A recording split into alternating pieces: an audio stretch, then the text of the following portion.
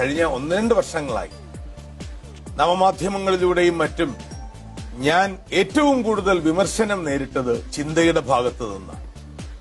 ചിന്ത എന്നെ ഒരുപാട് വിമർശിച്ചു പല മാധ്യമങ്ങളിലും.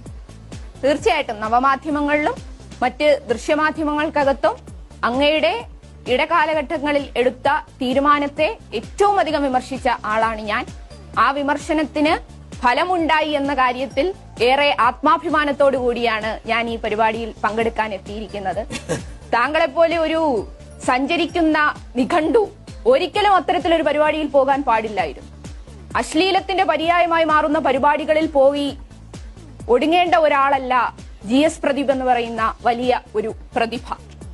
മലയാളത്തിലായാലും തമിഴിലായാലും തെലുങ്കിലായാലും റിവേഴ്സ് ക്വിസ് എന്ന് പറയുന്ന പരിപാടി സംഘടിപ്പിക്കുവാൻ അത്രയും ശേഷിയുള്ള അങ്ങയെപ്പോലെ ഒരാൾ ആഭാസക്കാരുടെ കൂട്ടത്തിനകത്ത് അകപ്പെട്ടുപോയതിൽ കേരളത്തിലെ ക്യാമ്പസിലെ വിദ്യാർത്ഥികൾ വിഷമിച്ചപ്പോൾ അതിനോടൊപ്പം വിഷമിച്ചതിന്റെ പ്രതികരണമാണ് ഞാൻ രേഖപ്പെടുത്തിയിട്ടുള്ളത്.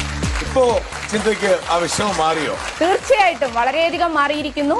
അങ്ങയെ ഒരു കാര്യം കുറച്ചുകൂടി തുറന്നു പറഞ്ഞാൽ അങ്ങേ കൈരളിയിലൂടെ കാണുവാൻ വേണ്ടി മാത്രമാണ് കേരളത്തിലെ ജനങ്ങൾ ആഗ്രഹിക്കുന്നത്.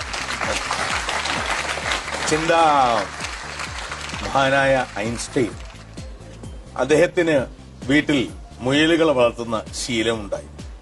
മുയലുകളെ വളർത്താൻ വേണ്ടി അദ്ദേഹം ഒരു കൂടുണ്ടാക്കി.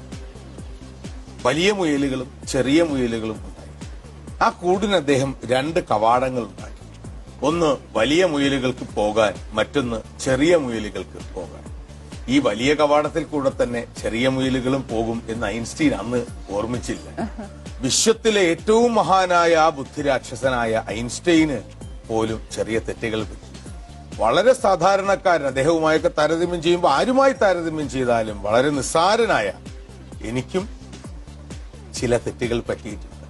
ക്ഷമിച്ചതിനും വിമർശിച്ച് തിരുത്തിയതിനും കേരളത്തിലെ വിപ്ലവ വിദ്യാർത്ഥി പ്രസ്ഥാനത്തിനും അതിന്റെ അമരത്ത് നിൽക്കുന്ന ചിന്താ ജെറോമിനും നന്ദി, അഭിവാദ്യം.